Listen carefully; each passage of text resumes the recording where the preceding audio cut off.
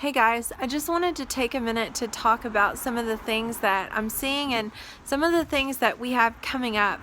I have been working with my friend Michael Basham, and he has a radio show on the Fringe Radio Network called Spirit Wars, and I've been co-hosting, and the Lord has given me some stuff concerning North Korea and China and even the volatility that's happening in this nation that I'm going to unpack in its fullness on his show. And I will share the link on my Facebook page, and if I get an overwhelming response, I'll probably upload another video here so that you guys can see it. And I've even had people encouraging me to start a YouTube channel, so I'm doing that as well so that you guys can see my content. But I just know that with the situation that's happening in Charlottesville, Virginia, that it's literally propaganda and it's a plot of the enemy to divide us, obviously.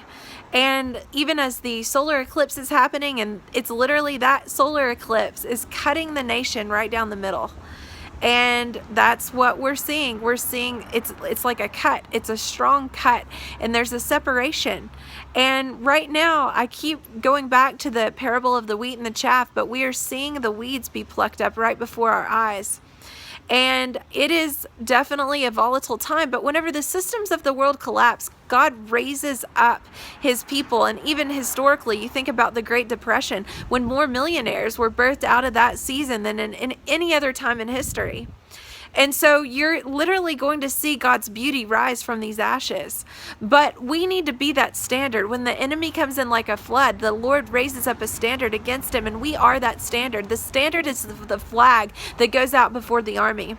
And there are some that he's calling to the battle, the front lines. Like, we are called to go into these systems, and we're to invade and take it back from the grips and the clutches of the enemy. And in this land, the enemy has been moved from his seat. The spirit of Jezebel, this is part of the revelation that I'm going to unpack with Michael. But because Jezebel lost, she lost her footing, she lost her foothold, and God has placed his anointed in office. We have a window of opportunity to cover some serious ground, but we're seeing the enemy thrash around, and he's really upset and he's really angry, but he's defeated and he's under our feet. And it is time for us to use this window of opportunity wisely and to go take what rightfully belongs to us, because we always, you hear the church, the wealth of the wicked is stored up for the just, and yes, it is. And now is that time for us to go gain that for his kingdom. It's not for us. And just so you know, that just the wealth, the prophecies that's been spoken concerning wealth, if your desire is for yourself, you're not going to be able to even touch what God is releasing in this hour. But if you have a kingdom mindset and your heart is for his people and establishing his kingdom here on earth, those are the ones that's going to be able to tap into the supply. It's the river that is being released. There's a lot of rivers that's being released, but there's also, God is also taking and raising people to their places of power and authority, because people have not been doing what God has called them to do. And so in this intense shaking and in the volatility, we're seeing the enemy thrash around, and he's really mad, he's really angry, but he's defeated, and you guys need to understand that. And I keep talking about peace too. Theologically, people disagree on everything. It's like conservatives can't agree on things, so we're divided. And then Christians are divided because of doctrinal nonsense that doesn't even amount to a hill of beans. I'm going to pull out my southern vernacular here. And it doesn't amount to a hill of beans. But we argue about it because that's the plot of the enemy, is to keep us divided. And in Charlottesville, Virginia, and even with where they're trying to take down statues because they're offensive, I just look at the Bible, the infallible word of God, and there is so much stuff in that word that would be deemed offensive. But the reason it is so effective is because it shows all of the ugly parts too, so that we can learn from those ugly parts and not copy what they did. We don't want to keep going around that desert, in that wilderness. We want to learn from their mistakes so that we can move forward. And so even in this nation, we have done there's been so much injustice that has happened on this soil and on this land. But by erasing it from just the public, the squares, and I mean, that's accomplishing nothing. And it's honestly, it's foolishness. When you look at the grand scheme of things and you look at, there's so many other things that we need to be focused on, and they're worried about statues, which is just completely ridiculous and mind-boggling. But we need to be that standard. God is raising up a standard, and we are to be the ones that's to carry that flag and to go out before the army and just sound the alarm and let people know truth. And the only way that you can do that effectively is if you are spending time with the Lord. If you lay your head, your ear upon his chest, and you hear his heartbeat, there is a sound of his heartbeat that is being released through his people. And it is for us to release that sound, us who have spent time to cultivate that. And I also know that something else we really need to work on is in other countries, they've facilitated a culture of honor. But in America, we don't know how to honor one another. We don't even know how to honor ourselves.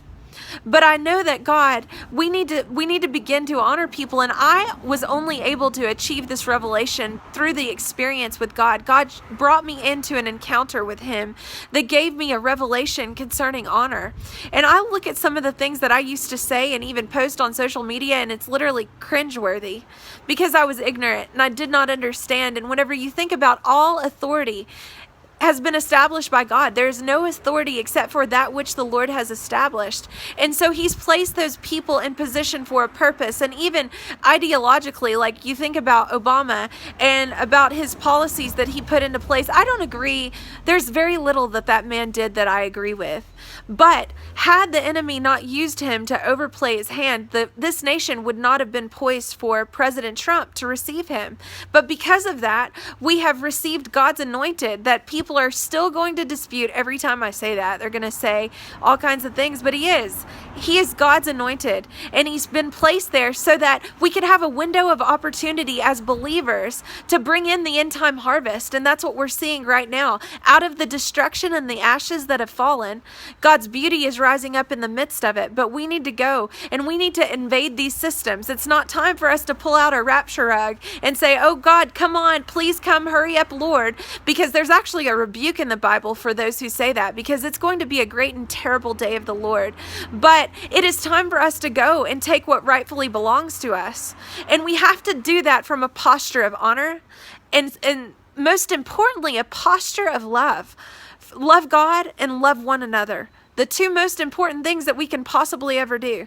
And so that is what I want to facilitate. That is my heart. And my heart is to be right there on the grounds with the people and infusing that into the atmosphere. So I will be back soon, and I will upload some more videos to talk more in depth about some of the things that I'm seeing. And I'm just going to let the Christian people know that whenever you hear what I'm going to even talk about, there are going to be many that are going to not agree with me ideologically. And I'm sure that there's going to be just resistance from that as well. But you know what I'm going to do? It's okay that you disagree with me, but I'm going to continue to stand on what I know to be truth. And so I just pray that you guys feel my heartbeat that's being released through this video right now.